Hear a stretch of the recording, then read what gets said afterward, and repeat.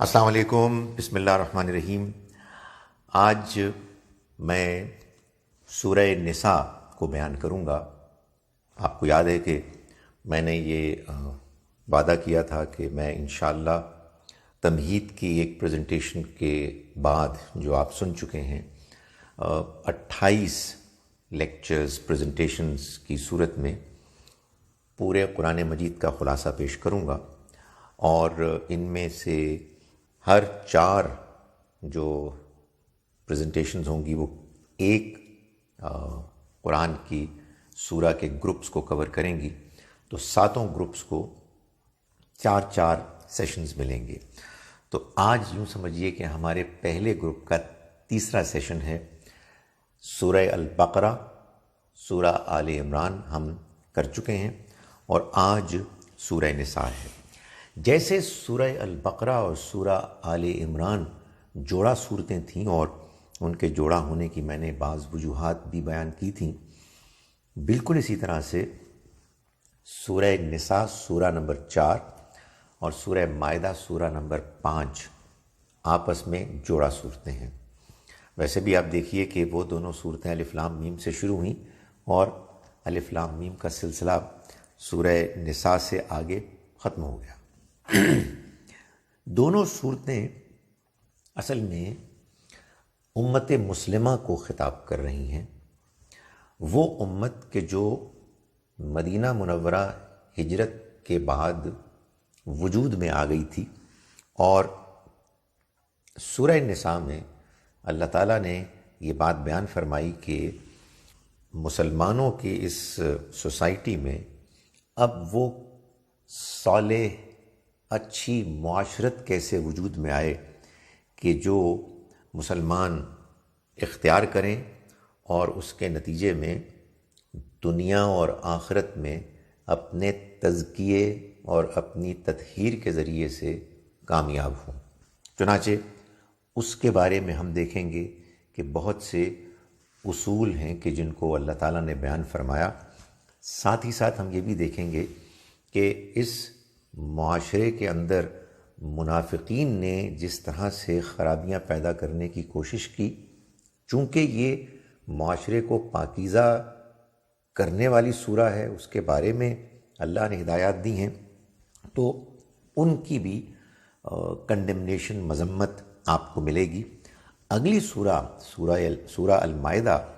یہ آپ یوں سمجھیے کہ اس صالح معاشرت، ایک اچھی سوسائٹی کے کریٹ ہونے کے بعد مزید اللہ کی نعمت کو تمام کرنے کو بیان کرے گی، اور اس میں پھر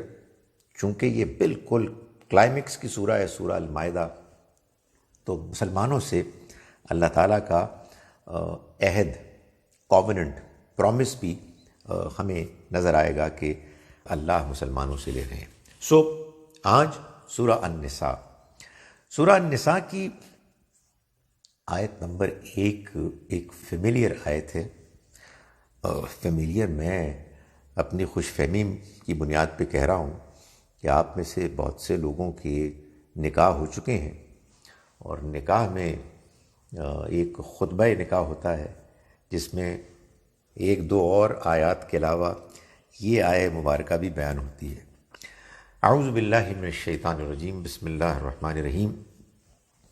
یا ایھا الناس اتقوا ربکم الذی خلقکم من نفس واحدہ، اے انسانوں ڈرو اپنے اس رب سے جس نے تم کو ایک ہی نفس سے پیدا کیا، وخلق منہا زوجہا، اور اسی سے اس نے اس کا جوڑا پیدا کیا۔ وہی ایک نفس تھا جس سے آدم علیہ السلام پیدا ہوئے، اسی سے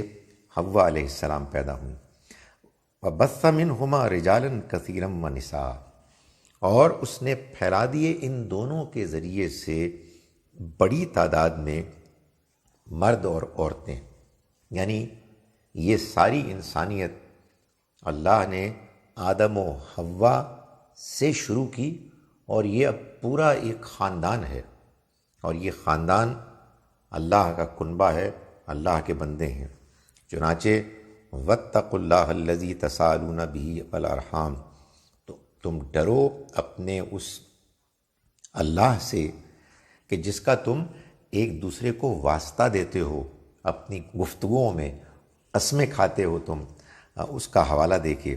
والارحام، اور رحمی رشتوں کو توڑنے سے بھی اپنے آپ کو بچاؤ، وہ رشتے کہ جو اسی ایک رشتے سے وجود میں آتے ہیں، جس میں کہ آدم و حوا علیہم السلام بندھے، اور پھر ان کے بعد بڑی تعداد میں ایسے ہی نکاح ہوئے اور رشتے بنتے گئے اور انسان پیدا ہو کے پھیلتے گئے۔ سو ان رشتوں کا بھرم رکھو اور ان میں تم رخنہ اندازی کر کے رشتہ داریوں کو توڑنے کا اہتمام نہ کرو۔ ان اللہ کان علیکم رقیبا، اللہ تم پر نگہبان ہے، وہ تمہاری نگرانی کر رہا ہے، یہ مت بھولو، ہر جگہ موجود ہے۔ اس کے بعد معاشرے میں جو کمزور ترین طبقہ ہے، یعنی یتیموں کا طبقہ، ان کے بارے میں سب سے پہلے اللہ تعالیٰ نے ہدایات بیان فرمائی۔ ظاہر ہے کہ جب ایک اچھی معاشرت کو وجود میں لانا ہے تو پھر اس کے لیے ضروری ہے کہ جو معاشرے کے کمزور ترین طبقات ہیں ان کو سب سے پہلے ایڈریس کیا جائے، ان کی مشکلات کو، ان کے مسائل کو۔ تو فرمایا کہ وَآتُوا الْيَتَامَ أَمْوَالَهُمْ، اور یتیموں کو ان کا مال دو، ان کو یتیم کمزور سمجھ کے ان سے مال مت چھینو ان کا۔ وَلَا تَتَبَدَّلُوا الْخَبِيثَ بِالطَّيِّبِ، اور نہ یہ کرو کہ ان کے مال کو اپنے مال سے بدل کے انہیں برا مال دے دو اور خود اچھا لے لو۔ وَلَا تَأْكُلُوا أَمْوَالَهُمْ إِلَىٰ أَمْوَالِكُمْ، اور نہ ہی تم ان کا مال کھاؤ اپنے مال کے ساتھ ملا کر، گڈمٹ کر کے۔ إِنَّهُ كَانَ حُوبًا كَبِيرًا، یہ جان لو کہ یہ ایک بہت بڑا گناہ ہے۔ یعنی تم دوسروں کو، یتیم بچوں کو، چونکہ ان کے باپ اب ان کے ساتھ نہیں ہیں، ان کا سایہ ان کو میسر نہیں ہے، تم ان کی کمزوری کی وجہ سے ان کو ایکسپلائٹ کرتے ہو، یہ جان لو کہ اللہ تم پر نگران ہے اور یہ ایک بہت بڑا گناہ ہے۔ وَإِنْ خِفْتُمْ أَلَّا تُقْسِطُوا فِي الْيَتَامَى، اور اگر تمہیں اندیشہ ہو کہ تم یتیموں کے معاملے میں انصاف نہیں کر سکو گے، فَانْكِحُوا مَا طَابَ لَكُم مِّنَ النِّسَاءِ مَثْنَىٰ وَثُلَاثَ وَرُبَاعَ، تو تم عورتوں میں سے جو تمہارے لیے جائز ہوں ان سے 2 3 4 تک نکاح کر لو۔ یعنی یتیم بچے ہیں، ان کا مال ہے، تم نے اس کو بھی سنبھالنا ہے، اپنا کاروبار بھی کرنا ہے، تمہیں مشکل پیش آ رہی ہے، کہاں ان کے لیے الگ سے حساب کتاب رکھو اور اپنا معاملہ الگ سے کرو۔ تو اس کا پھر ایک اچھا طریقہ یہ بھی ہو سکتا ہے کہ تم ان کی عورتوں، ماؤں یا بہنوں کو تم اپنے نکاح میں لے آؤ اور وہ تمہارے خاندان کا حصہ بن جائیں، مگر یہ بھی جب تم کرو تو 2 3 یا 4 اس سے زیادہ تم نکاح نہیں کر سکتے۔ یہ اللہ تعالیٰ نے کوئی ایک سے زیادہ نکاح کی یہاں کوئی ترویج نہیں کی ہے، یہ نکاح تو پہلے ہی سے ہو رہے تھے۔ اللہ تعالیٰ نے تو یہاں 2 باتیں کی ہیں کہ وہ نکاح جو تم ایک سے زیادہ کرتے ہو، اللہ تعالیٰ تم سے یہ چاہتا ہے کہ اگر تمہیں کرنے ہی ہیں تو کسی اچھے مقصد کے لیے کرو، یتیم بچوں کی نگہداشت کے لیے تم یہ فیصلہ کرو، اور اس معاملے میں بھی تمہاری آخری حد تمہارے لیے 4 نکاح ہیں، ان سے زیادہ تم نہیں کر سکتے۔ فَإِنْ خِفْتُمْ أَلَّا تَعْدِلُوا، پھر اگر تمہیں اندیشہ ہو کہ تم ایک سے زیادہ نکاح کر کے انصاف نہیں کر سکو گے، فَوَاحِدَةً، تو پھر ایک ہی نکاح کیے رکھو، ایک سے زیادہ مت کرو۔ وَمَا مَلَكَتْ أَيْمَانُكُمْ، اور ان کے علاوہ جو کوئی لونڈی ہو جو تمہاری ملک ہو، یعنی تم ان کے مالک ہو۔ ذَلِكَ أَدْنَىٰ أَلَّا تَعُولُوا، اس کا نتیجہ یہ نکلے گا اس طریقے سے کہ تم انصاف سے نہیں ہٹو گے۔ غلام لونڈیوں کا معاملہ ایک زمانے میں مسلمانوں کے معاشرے میں ایک مجبوری تھی، اس لیے کہ وہ ایک پہلے سے چلا آ رہا ایک طریقہ رائج تھا، جس کو قرآن مجید نے آہستہ آہستہ ختم کیا، سلولی بٹ شیورلی اس کا خاتمہ کر دیا۔ یہ چیز میں آگے چل کے انشاءاللہ بیان کروں گا۔ اسی بات کو، یتیموں کے معاملے کو، اللہ نے آگے چل کے آیت نمبر 10 میں پھر بیان کیا کہ ان الذین یأکلون اموال الیتامی، یہ جان لو کہ جو لوگ یتیموں کا مال ہڑپ کرتے ہیں، ظلماً، زیادتی کرتے ہوئے، انما یأکلون فی بطونہم نارا، وہ تو اپنے پیٹوں میں دوزخ کی بھڑکتی آگ ہے کہ جو ڈال رہے ہیں۔ فرمایا وَسَيَصْلَوْنَ سَعِيرًا، اور وہ اس میں پڑیں گے، اپنے پیٹوں میں وہ جہنم کی آگ ڈال رہے ہیں، اور اسی آگ میں پھر بالآخر وہ قیامت کے بعد دھکیل دیے جائیں گے۔ اس یتیموں کے معاملے کو سدھارنے کی ہدایات دینے کے بعد ایک اور اہم معاملے کی طرف اللہ تعالیٰ نے توجہ فرمائی، اور وہ ہے وراثت کا معاملہ۔ قرآن سے ہی معلوم ہوتا ہے، سورہ فجر سے، کہ لوگ وراثت کا مال ہڑپ کر جاتے تھے۔ جس کو طاقت حاصل ہوتی، اختیار حاصل ہوتا، کوئی بڑا بھائی ہوتا، جس کے ہاتھ میں مرنے والے کا مال آ گیا، وہ سب کا سب لے اڑے۔ تو اللہ تعالیٰ نے یہاں اس کو بیان فرمایا آیت نمبر 11 اور 12 میں، یوصیکم اللہ فی اولادکم، کہ اللہ تم کو وصیت کرتا ہے تمہاری اولاد کے معاملے میں۔ جو قانون وراثت اللہ تعالیٰ نے بتایا وہ ان 2 آیات میں موٹا موٹا یہ ہے کہ جب کوئی شخص دنیا سے رخصت ہو، مرد ہو یا عورت، اگر مرد ہے اور وہ اپنے پیچھے قرض چھوڑ کے گیا ہے یا اس نے کوئی وصیت کی ہے، تو قرض پہلے ادا کیا جائے گا اور وصیت ایسے پوری کی جائے گی کہ پیچھے وارثوں کے لیے بھی مال بچ جائے، یعنی ان کے ساتھ زیادتی نہ ہو۔ جب یہ دونوں کام ہو جائیں گے تو اس کے بعد یہ دیکھا جائے گا کہ کیا مرنے والے کی کوئی بیوہ ہے کہ جو چھوڑ کے گیا ہے، اور کیا اس کے والدین ہیں جو زندہ ہیں۔ اگر بیوہ ہے اور اولاد بھی ہے تو پھر بیوہ کو 1/8 حصہ ملے گا، اور اگر بیوہ ہے اور اولاد نہیں ہے اور بہن بھائی بھی نہیں ہے تو اس کو 1/4 حصہ ملے گا۔ والدین ہیں اور اولاد بھی ہے تو پھر والدین میں سے دونوں، باپ اور ماں کو 1/6 حصہ ملے گا۔ لیکن اگر نہ اولاد ہے اور نہ بہن بھائی ہیں تو پھر والدہ کو 1/3 ملے گا، یعنی جو باقی بچا بیوہ کے حصے کے بعد، اور والد کو 2/3 ملے گا۔ اب والدین کو اور بیوہ کو 1/8 اور 1/6 دینے کے بعد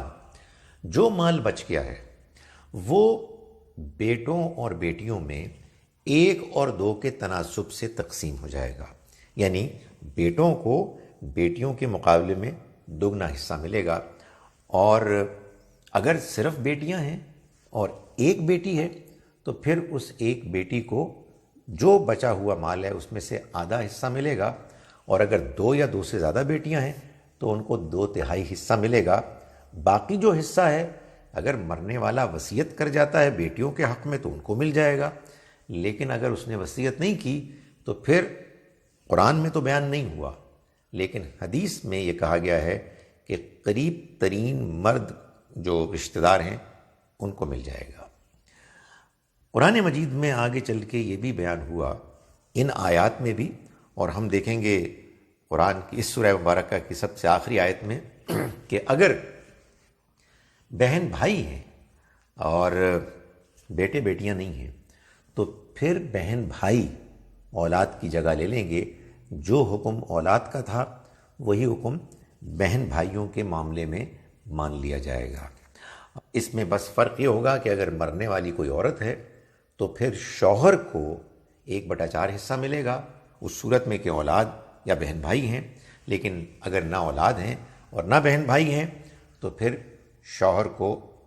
آدھا حصہ ملے گا۔ یہ سارا جو ترکہ ہے اس کے بارے میں اللہ تعالیٰ نے یہ فرمایا آیت نمبر 11 میں کہ اس کو بیان کرنے کے پیچھے جو اصل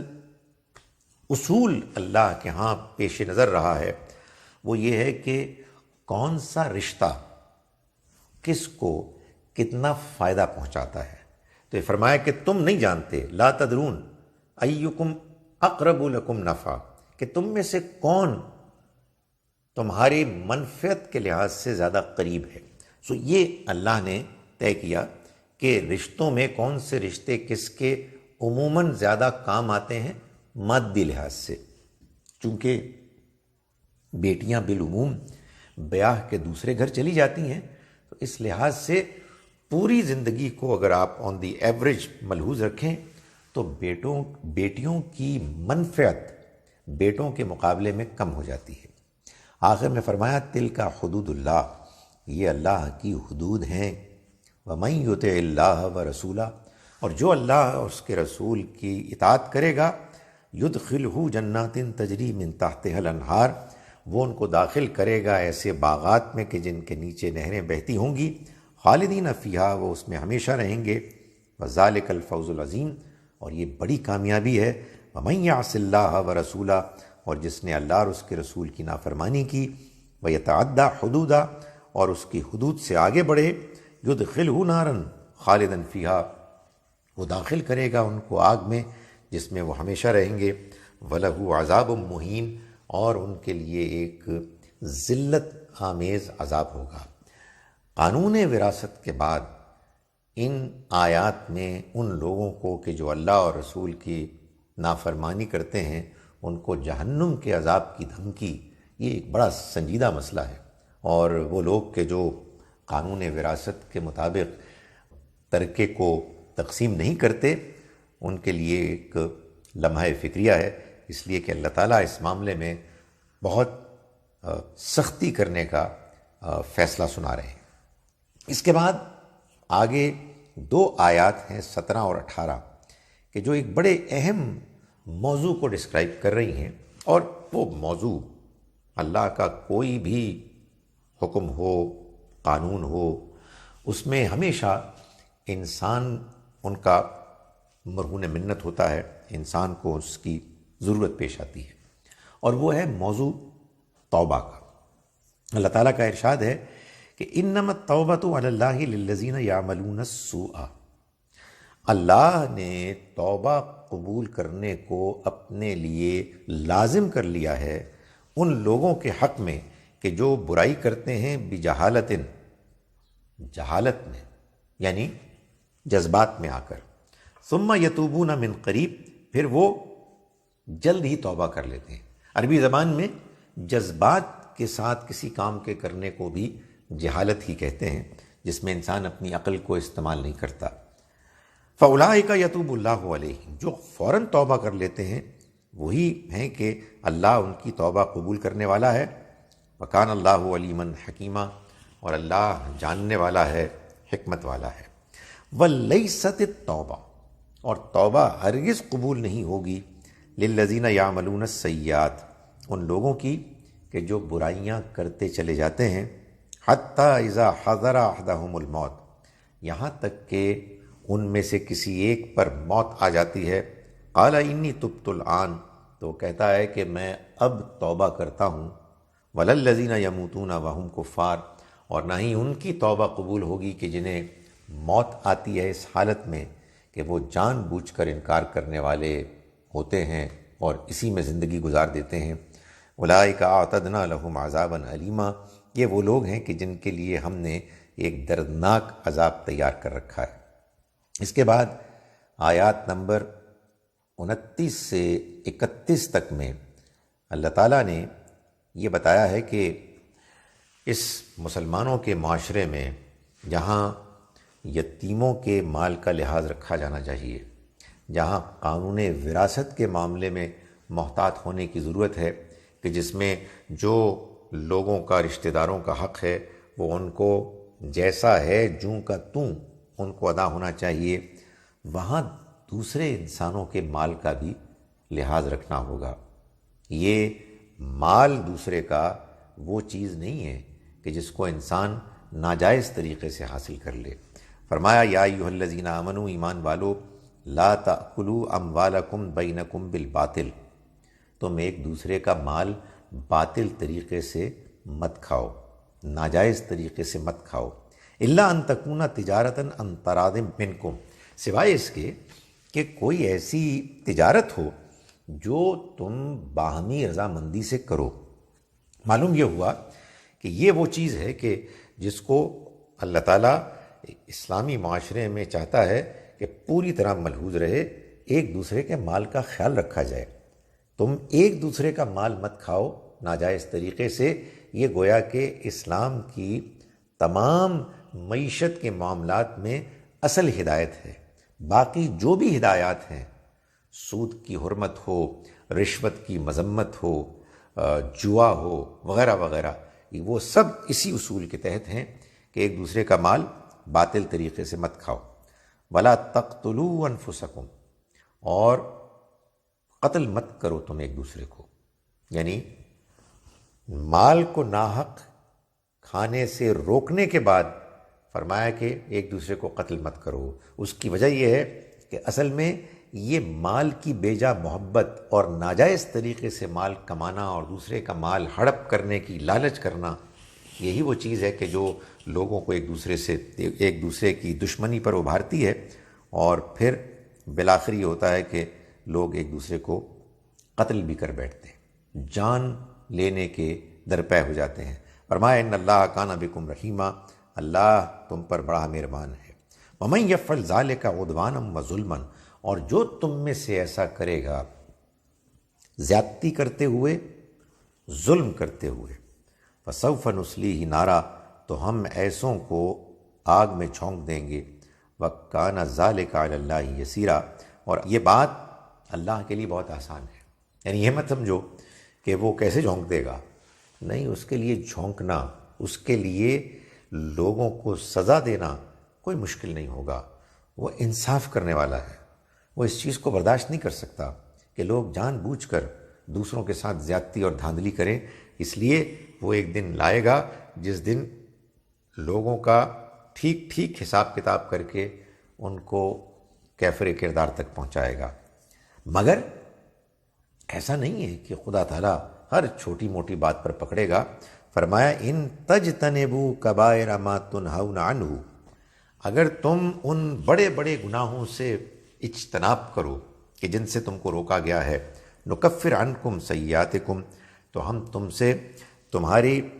چھوٹی برائیوں کو جھاڑ دیں گے، وندخلکم مدخلا کریما، اور تمہیں ایک عزت کے مقام میں داخل کریں گے۔ یہ بات بیان کرنے کے بعد اللہ تعالیٰ نے آگے چل کے آیات نمبر 34 سے لے کے 36 تک مسلمان معاشرے میں خاندان کے لحاظ سے حوالے سے ایک ہدایت دی ہے کہ جو ہدایت اصل میں خاندان کے نظم و نسق اور اس کے ڈسپلن سے متعلق ہے۔ فرمایا کہ الرجال قوامون علی النساء، شوہر بیویوں کے سرپرست ہیں، ان کے نگران ہیں، ان کے ذمہ دار ہیں۔ کیوں؟ بما فضل اللہ بعضهم علی بعض، اس لیے کہ اللہ نے بعضوں کو بعضوں پر بعض معاملات میں فضیلت دی ہے، سپیریورٹی دی ہے۔ وبما انفقوا من اموالہم، اور اس وجہ سے بھی کہ وہ اپنا مال خرچ کرتے ہیں، یعنی گھر کی نگہداشت، گھر کی معاشی ذمہ داری، یہ شوہروں کی ذمہ داری ہے۔ اس لیے اللہ نے ان کو اس گھر کے ایڈمنسٹریٹو یونٹ کا سربراہ بنایا ہے۔ فالصالحات، چنانچہ جو نیک عورتیں ہیں، قانتات، وہ ان کے ساتھ نباہ کرتی ہیں، فرما برداری اختیار کرتی ہیں، حافظات للغیب، اور رازوں کی حفاظت کرنے والی ہیں، بما حفظ اللہ، اس لیے کہ اللہ نے بھی رازوں کی حفاظت فرمائی ہے۔ جیسے اللہ رازوں کی حفاظت کرتا ہے، ویسے وہ بھی اپنے شوہروں کے رازوں کی حفاظت کرتی ہیں، اور ظاہر ہے کہ شوہر بھی ان کے رازوں کی حفاظت کرتے ہیں۔ واللاتی تخافون نشوزہن، اور وہ خواتین، وہ عورتیں کہ جن سے تمہیں سرکشی کا، بغاوت کا اندیشہ ہو، یعنی وہ اس اللہ کے بتائے ہوئے ارینجمنٹ کو ماننے سے انکار کر کے نہ صرف یہ کہ نافرمانی کریں بلکہ باغیانہ رویہ، بدتمیزی کرنی شروع کر دیں اور اس کو مستقل جاری رکھیں، نہ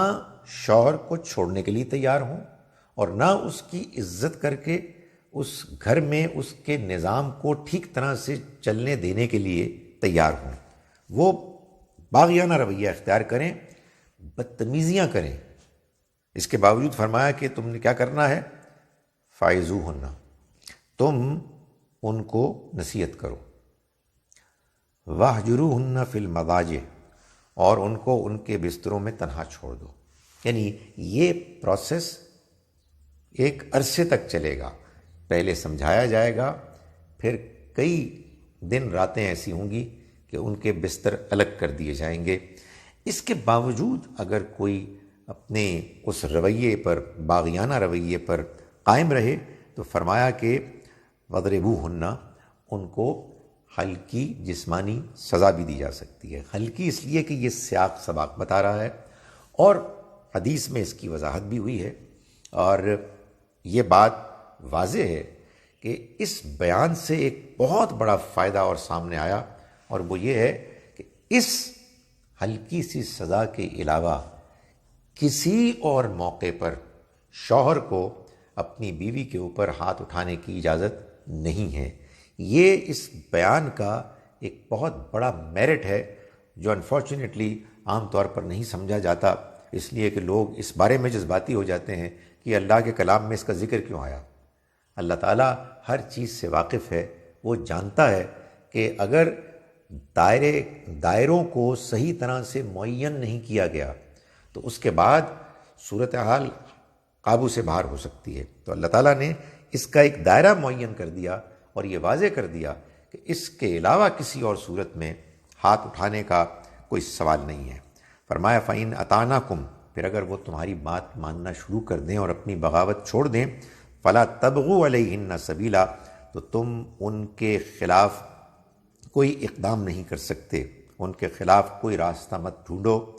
ان اللہ کان علیٰ کبیرہ، اور یہ یاد رکھو کہ اللہ بلند ہے اور بڑا ہے۔ تم نے اگر ان کے ساتھ زیادتی کی اے شوہرو تو پھر اللہ تمہارے اوپر تم سے بہت بڑا ہے اور بلند ہے۔ یہ بات بیان کرنے کے بعد آگے ہم دیکھتے ہیں کہ اللہ تعالیٰ آیت نمبر 43 میں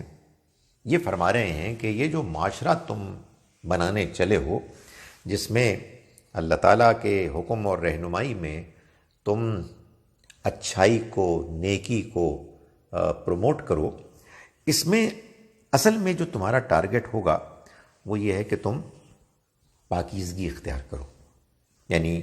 ہر حال میں تمہیں اصل میں اپنا تزکیہ کرنا ہے، اپنے آپ کو گندگی سے، غیر اخلاقی کاموں سے بچانا ہے اور اپنے اخلاق کو سنوارنا ہے۔ چنانچہ اس کے لیے یہ بہت ضروری ہے کہ تم نماز پڑھو اور نماز کی پاکیزگی کے ذریعے سے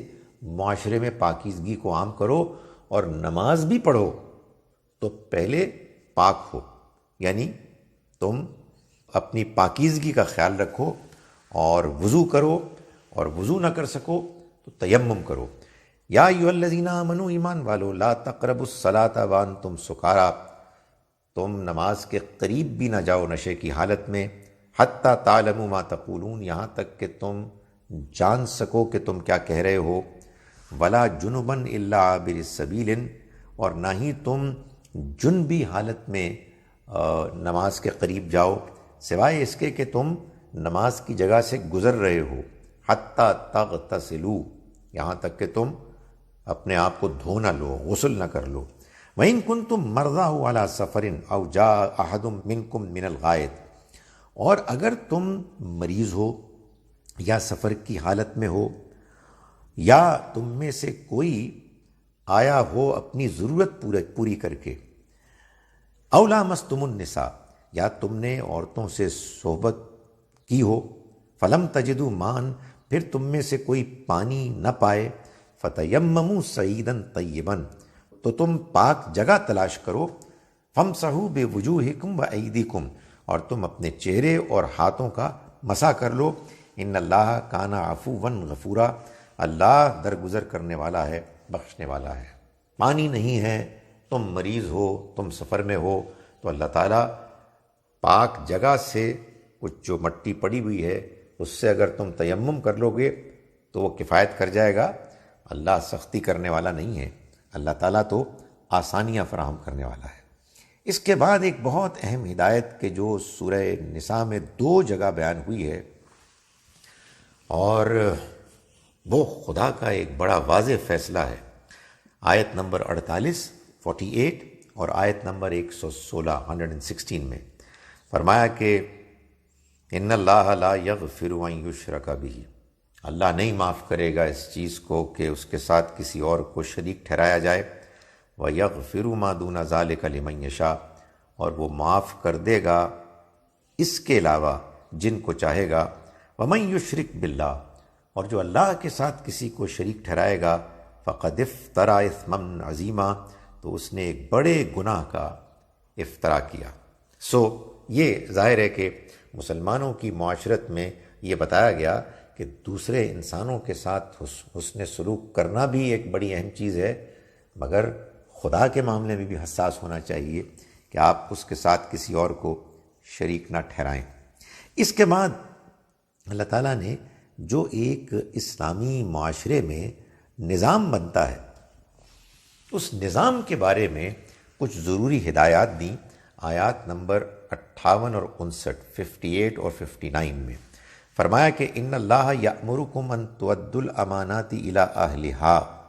اللہ تم کو حکم دیتا ہے کہ تم امانتوں کو سپرد کرو اس کے حقداروں کو، جن کی جو امانتیں ہیں وہ ان کو دے دو، جن کو تم ذمہ داریاں دے رہے ہو وہ ذمہ داریاں بھی ان کو دو کہ جن کا حق بنتا ہے، جو ڈیزرو کرتے ہیں، یعنی یہ سارے فیصلے تمہارے اپوائنٹمنٹس کے میرٹ پر ہونے چاہیے، جس کی جو امانت ہے وہ اس کو مل جائے۔ وَإِذَا حَكَمْتُمْ بَيْنَ النَّاسِ، اور جب تم لوگوں کے درمیان فیصلہ کرو، أَن تَحْكُمُوا بِالْعَدْلِ، تو اللہ تم کو حکم دیتا ہے کہ تم فیصلہ کرو انصاف کے ساتھ۔ إِنَّ اللَّهَ نِعِمَّ يَعِظُكُمْ بِهِ، اللہ خوب بات ہے جس کی تمہیں نصیحت کرتا ہے۔ إِنَّ اللَّهَ كَانَ سَمِيعًا بَصِيرًا، اللہ سننے والا، دیکھنے والا ہے۔ اس کے بعد ایک بڑی اہم ہدایت کی کہ جب تم کسی معاشرے میں رہتے ہو،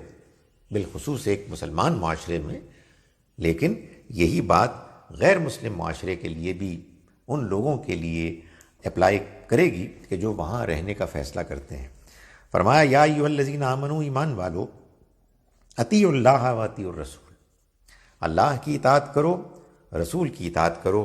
وَأُولِي الْأَمْرِ مِنْکُمْ، اور اپنے میں سے اولو الامر کی بھی اطاعت کرو، اپنے حکمرانوں کی اطاعت کرو، اپنے نظام چلانے والوں کی اطاعت کرو۔ اللہ تعالیٰ یہ چاہتا ہے کہ اللہ اور اس کے رسول کی اطاعت کے علاوہ لوگ اپنے نظام کے، اپنے معاشرے کے، اپنے ملک کے اچھے باشندے بن کے رہیں، اچھے سٹیزنز بن کے رہیں۔ وہ جو بھی حکم، جو بھی قانون بنتا ہے اس قانون کی اطاعت کریں، چنانچہ وہ اپنے حکمرانوں کی بھی اطاعت کریں۔ فرمایا فَإِن تَنَازَعْتُمْ فِي شَيْءٍ، ہاں البتہ یہ ضرور ہے کہ بعض اوقات حکمرانوں سے اختلاف ہو سکتا ہے،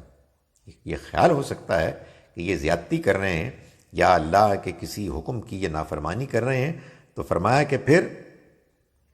رُدُّوهُ إِلَى اللَّهِ وَالرَّسُولِ، پھر تم اس کو اللہ اور اس کے رسول کی طرف لوٹا دو۔ کوئی نظام ہو ایسا، عدالت کا نظام ہو جس میں کہ پھر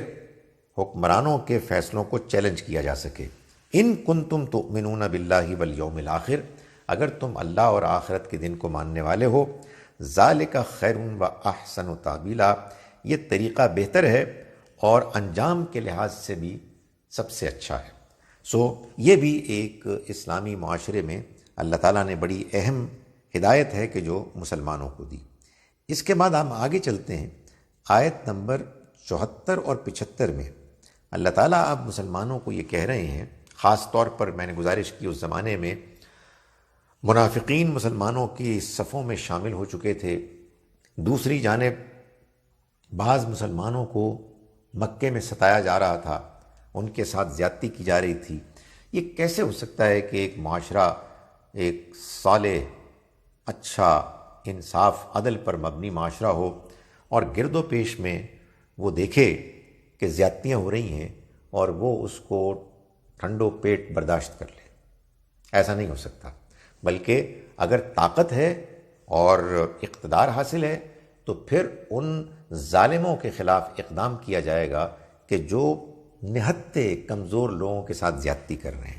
تو فرمایا کہ فَلْيُقَاتِلْ فِي سَبِيلِ اللَّهِ، تو چاہیے کہ اللہ کے راستے میں جنگ کریں۔ الَّذِينَ يَشْرُونَ الْحَيَاةَ الدُّنْيَا بِالْآخِرَةِ، وہ لوگ جو دنیا کی زندگی آخرت کے لیے تج کر چکے، صرف کر چکے، جنہوں نے فیصلہ کیا کہ انہیں آخرت کی زندگی چاہیے دنیا کی زندگی کو چھوڑ کر۔ فرمایا وَمَن يُقَاتِلْ فِي سَبِيلِ اللَّهِ، اور جو اللہ کے راستے میں جہاد کرے گا، فَيُقْتَلْ أَوْ يَغْلِبْ، پھر چاہے قتل ہو چاہے غالب آئے، فَسَوْفَ نُؤْتِيهِ أَجْرًا عَظِيمًا، تو ہم ایسوں کو عظیم اجر دیں گے۔ فرمایا وَمَا لَكُمْ لَا تُقَاتِلُونَ فِي سَبِيلِ اللَّهِ، اور کیا وجہ ہے مسلمانوں کہ تم اللہ کے راستے میں قتال کے لیے نہیں نکلو گے، جبکہ وَالْمُسْتَضْعَفِينَ مِنَ الرِّجَالِ وَالنِّسَاءِ وَالْوِلْدَانِ،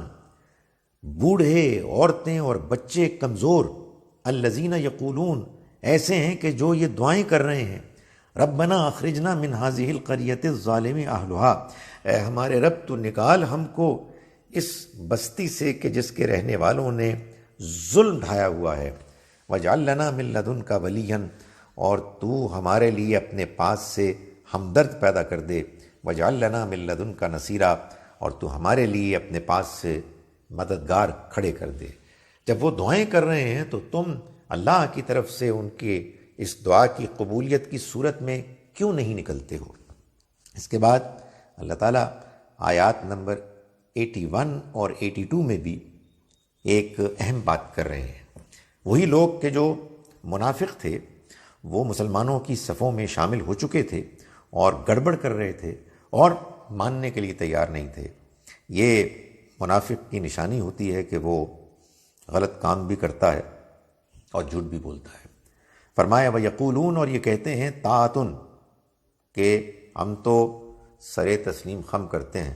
یعنی جھوٹ موٹ میں بولتے ہیں۔ جب ان کو خدشہ ہوتا ہے کہ پکڑے جائیں گے اور ایکسپوز ہو جائیں گے تو کہتے ہیں جی ہم تو فرما بردار ہیں۔ فَإِذَا بَرَزُوا مِنْ عِنْدِكَ، لیکن جب آپ کے پاس سے پیغمبر یہ ہٹتے ہیں، بَيَّتَ طَائِفَةٌ مِّنْهُمْ غَيْرَ الَّذِي تَقُولُ، تو ان میں سے ایک گروہ بالکل اپنی ہی بات کے خلاف آپس میں مشورہ کرنے لگتے ہیں۔ وَاللَّهُ يَكْتُبُ مَا يُبَيِّتُونَ، اور اللہ لکھ رہا ہے جو یہ آپس میں سازشیں سرگوشیاں کرتے ہیں۔ فَأَعْرِضْ عَنْهُمْ وَتَوَكَّلْ عَلَى اللَّهِ، تو آپ ان سے اعراض کرو اور اللہ پر بھروسہ کرو۔ وَكَفَى بِاللَّهِ وَكِيلًا، اور اللہ بہت کافی ہے بھروسے کے لیے۔ اس کے بعد یہ فرمایا کہ یہ کیسے یہ حرکتیں کر رہے ہیں، کیسے پیغمبر کو اس کے مقام کے مطابق ان کے ساتھ معاملہ نہیں کر رہے، کیوں یہ منافق ہیں، وجہ کیا ہوئی؟ افلا یتدبرون القرآن، تو کیا یہ قرآن پر غور نہیں کرتے؟ یعنی یہ مومن کیوں نہیں ہے، ان کے اندر یہ منافقت کیوں ہے، یہ اب تک کیوں اس کمزوری کا شکار ہیں؟ کیا یہ قرآن پر غور نہیں کرتے؟ وَلَوْ كَانَ مِنْ عِنْدِ غَيْرِ اللَّهِ، اگر یہ اللہ کے علاوہ کسی اور کے پاس سے آیا ہوتا، لَوَجَدُوا فِيهِ اخْتِلَافًا كَثِيرًا، تو وہ اس میں بڑا اختلاف، بڑا تضاد پاتے۔ یعنی یہ اللہ کی کتاب تضادات، کنٹرڈکشن سے پاک ہے۔ اور یہ بات کیسے معلوم ہوگی؟ تدبر سے، ڈیپ ریفلیکشن سے، بات کو غور سے پڑھنے سے معلوم ہوتا ہے۔ انہوں نے قرآن کو غور سے نہیں پڑھا۔ اگر انہوں نے قرآن کو ڈیپلی ریفلیکٹ کیا ہوتا، اس پہ تدبر کیا ہوتا، تو انہیں یہ سمجھ میں آ جاتی بات کہ یہ تو وہ کتاب ہے جس میں کوئی کنٹرڈکشن ہے ہی نہیں، اس میں کوئی کوالٹی کے لحاظ سے بھی پریزنٹیشن کی کوئی اتار چڑھاؤ ویریشن نہیں ہے، تو یہ تو لازماً اللہ کی کتاب ہے۔ اگر وہ یہ کام کرتے تو پھر یہ منافق نہ ہوتے۔ معلوم یہ ہوتا ہے کہ قرآن مجید یہ بتا رہا ہے کہ اگر آپ نے ایمان پیدا کرنا ہے تو ایمان پیدا کرنے کا طریقہ تو پھر ایک ہی ہے، اور وہ ہے قرآن پڑھنا۔ قرآن مجید پر آپ غور کریں گے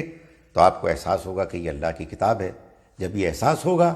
تو پھر آپ قرآن کو مانیں گے، اللہ کے پیغمبر کو مانیں گے، اللہ کو مانیں گے، آخرت کو مانیں گے۔ آگے آیت نمبر 97 میں فرمایا ان الذین توفاہم الملائکہ، وہ لوگ کہ جن کو فرشتے وفات دیتے ہیں، ظالمی انفسہم، ایسے کہ وہ اپنی جانوں پر ظلم کر رہے ہوتے ہیں، یعنی گناہ کر رہے ہوتے ہیں اور انہیں موت آ جاتی ہے۔ قالوا فیما کنتم، تو ان سے فرشتے پوچھتے ہیں کہ یہ تم کیا کر رہے تھے،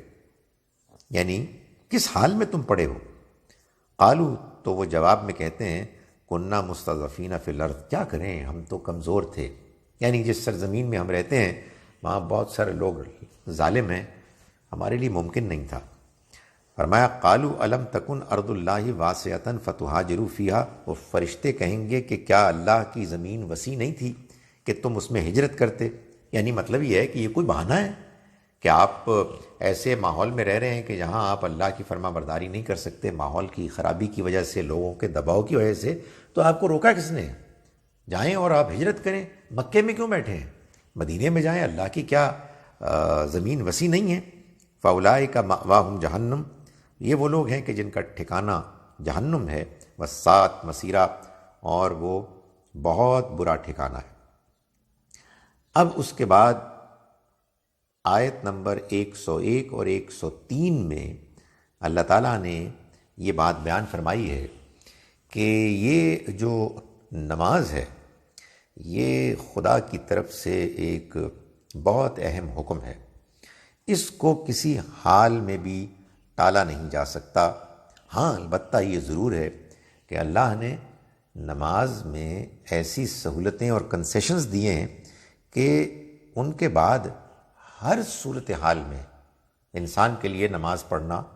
ممکن ہوتا ہے۔ فرمایا وَإِذَا ضَرَبْتُمْ فِي الْأَرْضِ،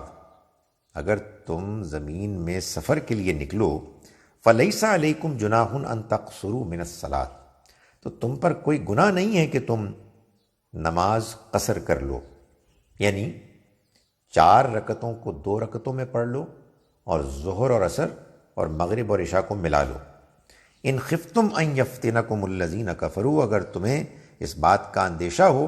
کہ وہ لوگ کہ جنہوں نے کفر کیا ہوا ہے وہ کہیں تمہیں پوری نماز پڑھنے کے نتیجے میں فتنے میں ڈال دیں۔ ان الکافرین کانوا لکم عدوا مبینا، یقیناً یہ کافر تمہارے کھلے دشمن ہیں، یہ تمہیں عبادت کرنے نہیں دیں گے۔ چنانچہ اللہ نے اسی لیے تمہارے لیے آسانی کر دی ہے کہ تم نماز کو قصر کر لو۔ نبی اکرم صلی اللہ علیہ وسلم نے اسی جنگ کی حالت میں اور خوف کی حالت میں اللہ کی طرف سے نماز کو قصر کرنے کا جو اختیار ہے اس کو پھیلا دیا۔ سفر کی عمومی جو ایک آپا دھاپی ہوتی ہے جس میں انسان کی کنسنٹریشن خراب ہوتی ہے، ہر اس موقع پر بھی اس کو اپلائی کر دیا کہ جو اسی طرح کا موقع ہوتا ہے، یہی وہ چیز ہے کہ جس کو کہا جاتا ہے کہ اللہ کے پیغمبر کی اور آپ کے بتائے ہوئے طریقے کو، جس کو کہ حدیث بیان کرتی ہے، یہ فرع ہے، یہ اس کی اپلیکیشن ہے، اس میں جو اصول ہیں ان اصولوں کو مزید اور چیزوں پر اپلائی کرنے کا عمل ہے۔ فرمایا کہ آیت نمبر 103 میں کہ فَإِذَا قَضَيْتُمُ الصَّلَاةَ، پھر جب تم نماز پوری کر لو، فَاذْكُرُوا اللَّهَ قِيَامًا وَقُعُودًا وَعَلَىٰ جُنُوبِكُمْ، تو تم یاد کرو اللہ کو کھڑے بیٹھے اور اپنی کربٹوں پر لیٹے ہوئے بھی۔ فَإِذَا اطْمَأْنَنْتُمْ، پھر جب تم اطمینان کی حالت میں آ جاؤ،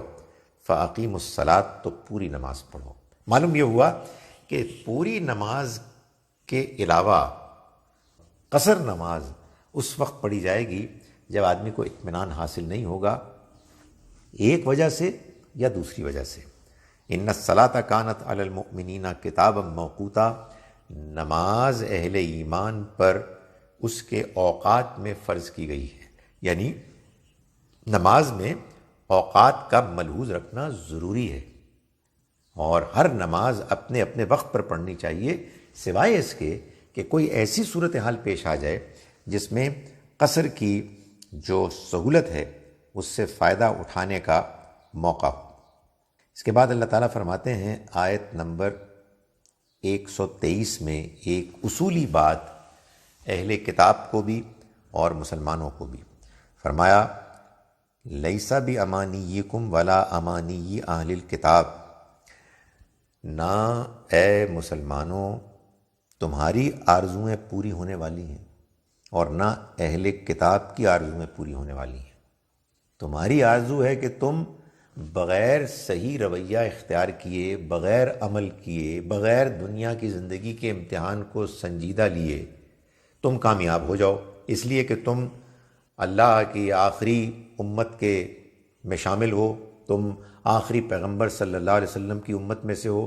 نہیں، تمہاری یہ آرزو اس طریقے سے پوری نہیں ہوگی، اور نہ اہل کتاب کی ہوگی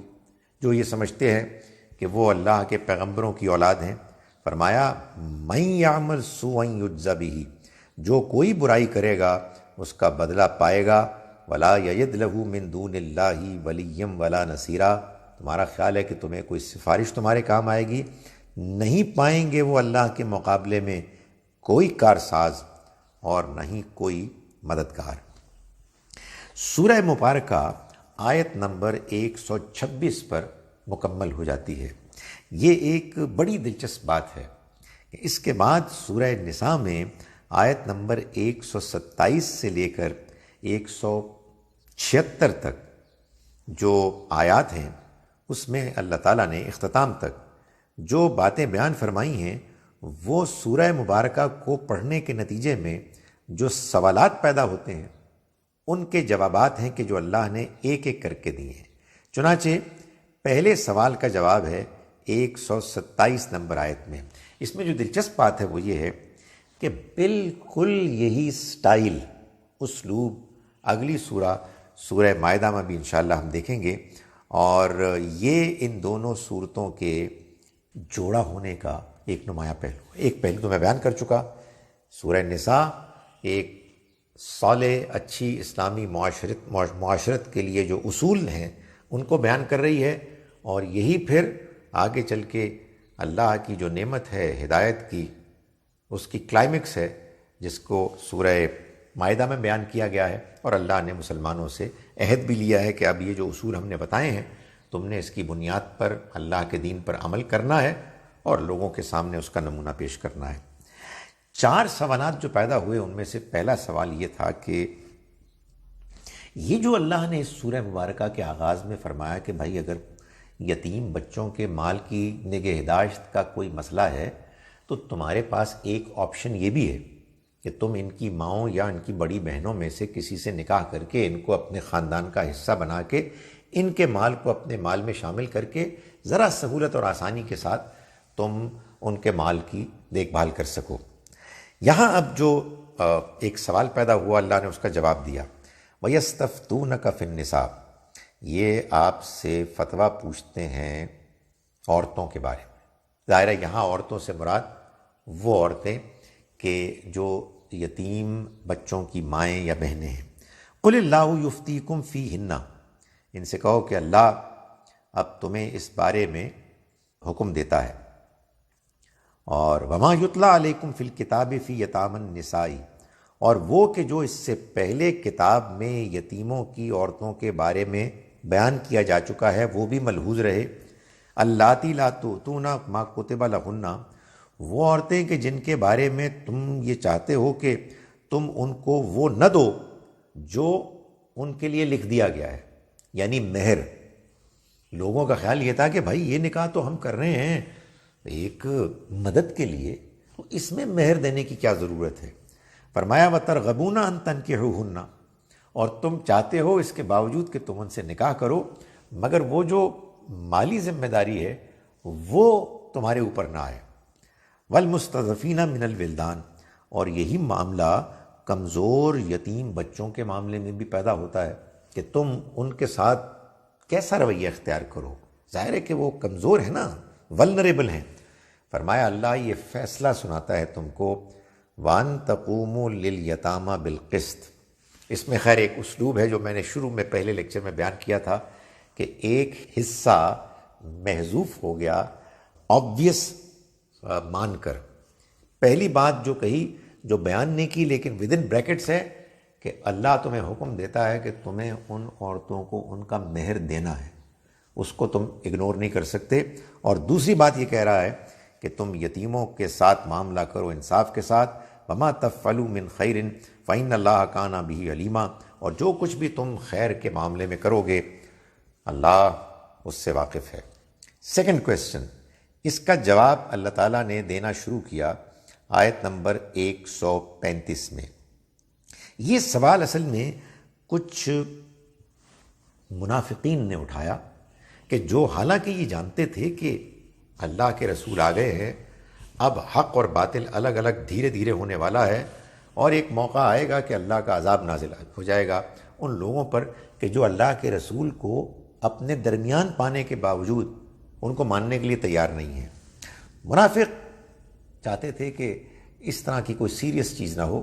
اور سب مل جل کے رہیں، اور یہ جو بات کہی جا رہی ہے یہ کسی طرح سے ٹل جائے۔ تو وہ چاہتے تھے کہ غیر مسلموں کے ساتھ، اہل کتاب کے ساتھ صلح صفائی کے ساتھ ہم رہیں، آخر وہ بھی تو اللہ کو، آخرت کو، کتابوں کو مانتے ہیں، ایک آدھ نبی کو نہیں مانا تو بھائی وہ ہمیں تو ماننے دے رہے ہیں نا۔ سو اس طرح کی کوئی وہ درمیان کی کوئی کیفیت بیان کرتے تھے جس کے نتیجے میں صورتحال میں جو ٹینشن ہے وہ دور ہو جائے۔ تو اس کا پھر اللہ تعالیٰ نے بھرپور جواب دیا، جس کا آغاز جس آیہ مبارکہ سے ہوا ہے وہ آیت نمبر 135 ہے۔ اللہ تعالیٰ فرماتے ہیں یا ایھا الذین آمنوا، اے ایمان والو، کونوا قوامین بالقسط شہداء للہ، تم اللہ کے لیے اس کی شہادت دیتے ہوئے حق پر جمے رہو، ولو علی انفسکم او الوالدین والاقربین، چاہے یہ شہادت خود تمہاری اپنی ذات، اپنے والدین یا رشتہ داروں کے خلاف ہی پڑے۔ یہ جو تم کہہ رہے ہو نا اس لیے کہ وہ تمہارے ریلیٹیوز ہیں، تمہیں حق کی گواہی دینی ہے،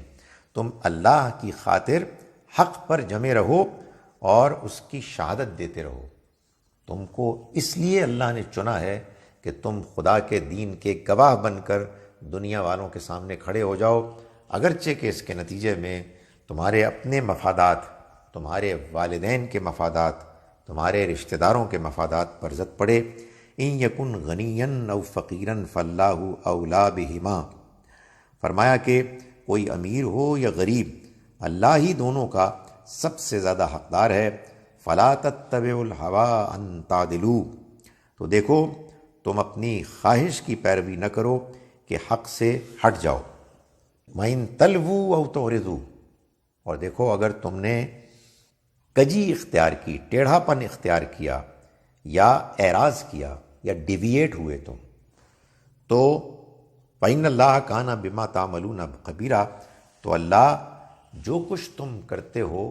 اس کو جانتا ہے، اس سے باخبر ہے۔ تھرڈ کویسچن، ایک سوال کیا یتیم بچوں کی ماؤں کے بارے میں، دوسرا سوال کیا گیا منافقین کی طرف سے اہل کتاب کے بارے میں ذرا ہلکا رویہ اختیار کرنے کے لیے، ذرا ہولہ ہاتھ رکھنے کے لیے، تیسرا سوال کیا گیا اہل کتاب کی طرف سے۔ ظاہر ہے وہ بھی تو قرآن کو سن رہے تھے اور قرآن کے مخاطبین تھے، انہوں نے یہ سوال کیا کہ بھائی یہ جو آپ کہہ رہے ہیں کہ یہ اللہ کی کتاب ہے اور ہم اس کو مانیں، تو پھر آپ ایسا کریں کہ جیسے پہلے ہوتا تھا نا، آسمان سے کوئی ہم کو نظر آئے فرشتہ کہ جو اللہ کی کتاب لیتا ہوا ہے، ایسے نہیں ہم مانیں گے۔ کوئی معجزہ نظر آئے تاکہ ہمیں محسوس ہو کہ نہیں واقعی یہ بڑی غیر معمولی چیز ہے۔ اس کا جواب شروع ہوا آیت نمبر 153 سے آن ورڈز۔ 153 میں فرمایا گیا یسألک اہل الکتاب ان تنزل علیہم کتابا من السماء، سوال کرتے ہیں اہل کتاب کہ ان کے اوپر کتاب نازل ہو آسمان سے۔ فقد سألوا موسیٰ اکبر من ذالک، تو یہ جان لو کہ موسیٰ سے پوچھا انہوں نے یعنی ان کے آباء و اجداد نے اس سے بھی زیادہ سنگین بات، اس سے بھی زیادہ سنگین مطالبہ کیا. فقالوا ارنا اللہ جہرتاً، انہوں نے کہا کہ ہمیں اللہ کو دکھاؤ سامنے کھلم کھلا. یہ موسیٰ علیہ السلام کو کہا کہ آپ کہتے ہیں جی ہم ان کو مانیں تو دکھائیں تو صحیح وہ کہاں ہیں. آپ کہتے ہیں ہم سے بات کر کے آئے ہیں، سو ویئر از ہی؟ ہم سے جب تک ہمیں سامنے نہیں دکھائیں گے ہم آپ کی بات نہیں مانیں گے. فَأَخَذَتْهُمُ الصَّاعِقَةُ بِظُلْمِهِمْ، تمہیں معلوم ہے کہ کیا ہوا؟ اللہ نے ان کی اس زیادتی کی وجہ سے ان کو کڑک نے، بجلی کی کڑک نے آ دبوچا، یعنی انہیں سزا ملی. ثُمَّ اتَّخَذُوا الْعِجْلَ مِن بَعْدِ مَا جَاءَتْهُمُ الْبَيِّنَاتُ، اور اس کے بعد پھر انہوں نے بچھڑے کو معبود بنا لیا، اس کے باوجود کہ ان کے سامنے واضح نشانیاں آ گئیں. فَعَفَوْنَا عَنْ ذَلِكَ، تو ہم نے اس پر بھی انہیں معاف کیا. وَآتَيْنَا مُوسَىٰ سُلْطَانًا مُبِينًا، اور ہم نے موسیٰ کو واضح حجت، ان کے اوپر غلبہ عطا کیا. آخری سوال جو ہے وہ سورہ مبارکہ کی آخری آیت میں ہے. یہ ہے یستفتونک، یہ آپ سے فتویٰ مانگتے ہیں. اصل میں ہوا یہ کہ آیت نمبر 11 اور 12 میں قانون وراثت بیان ہوا. اس بیان میں اللہ تعالیٰ نے ایک بات کو کنوے کرنے کے لیے ایک بڑا ہی سٹل ایک انداز اختیار فرمایا. ایک ایسا انداز کہ جو سمجھدار، ہوشیار، غور کرنے والے لوگ تو پا چکے تھے، مگر سب لوگوں کی ذہنی سطح اور اپریسیشن ایک تو نہیں ہوتی. تو اللہ نے پھر ان کو جواب دیا. سوال اس لیے پیدا ہوا کہ اللہ تعالیٰ نے فرمایا کہ دیکھو بات یہ ہے، میں ابھی بتا چکا قانون وراثت، کہ اگر اولاد نہیں ہے اور والدین ہیں، بیوہ کو تو حصہ مل گیا، والدین میں والدہ کو 1/6، والد کو 1/6 اگر اولاد ہے.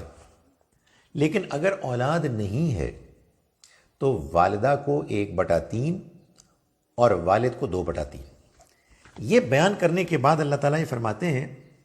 کہ اور اگر بہن بھائی ہیں تو پھر والدہ کو 1/6. ظاہر ہے اس میں یہ بات امپلائڈ تھی کہ والد کو بھی 1/6. یعنی مطلب یہ ہے کہ اگر بہن بھائی ہیں تو پھر بہن بھائی اولاد کی جگہ لے لیں گے. اس کو ایسے بیان کیا کہ اگر بہن بھائی ہیں تو پھر ماں کو 1/6 ملے گا اور ظاہر ہے باپ کو بھی 1/6 ملے گا، یعنی بہن بھائی اولاد کی جگہ پر ہوں گے. چونکہ اس بات کو لوگ سارے کے سارے نہ پا سکے تو فرمایا یستفتونک، یہ تم سے فتویٰ پوچھتے ہیں. قل اللہ یفتیکم فی الکلالہ، آپ کہہ دیجئے کہ اللہ تمہیں کلالہ کے بارے میں فتویٰ دیتا ہے، یعنی بہن بھائی بھی کلالہ رشتہ دار ہوتے ہیں. ان امرؤ ہلک لیس لہ ولد، فرمایا کہ اگر کوئی شخص مرے اور اس کی کوئی اولاد نہ ہو، ولہ اخت، اور اس کے بہن ہو، فلہا نصف ما ترک، تو اس کو آدھا ملے گا جو اس نے چھوڑا، جیسے بیٹی کو ملتا ہے. وہو یرثھا ان لم یکن لہا ولد، اور اس کو پورا ملے گا، یعنی مرد کو اپنی بہن کا اگر اس کی کوئی اولاد نہ ہو. فإن کانت اثنتین، تو اگر وہ جو بہنیں ہیں وہ 2 ہوں یا 2 سے زیادہ ہوں، فلہما الثلثان مما ترک، تو ان کو 2/3 ملے گا اس کا کہ جو اس نے چھوڑا، جو اس کی بیٹیوں کو ملتا ہے. وَإِن كَانُوا إِخْوَةً رِجَالًا وَنِسَاءً، اور اگر اس کے ہوں بہن بھائی مرد بھی اور عورتیں بھی، یعنی بھائی بھی اور بہنیں بھی، فَلِلذَّكَرِ مِثْلُ حَظِّ الْأُنثَيَيْنِ، تو مردوں کو ملے گا دگنا اس کا کہ جو عورتوں کو، یعنی بھائیوں کو ملے گا دگنا اتنا جتنا کہ بہنوں کو ملے گا. یبین اللہ لکم ان تضلوا، اللہ واضح کرتا ہے تمہارے لیے تاکہ تم گمراہی میں نہ پڑ جاؤ، بھٹک نہ جاؤ. واللہ بکل شیء علیم، اور اللہ ہر چیز کا جاننے والا ہے. اقول قولی ھذا واستغفر اللہ لی ولکم ولسائر المسلمین والمسلمات. انشاءاللہ اب ہم کل سورہ مائدہ پڑھیں گے. السلام علیکم ورحمۃ اللہ وبرکاتہ.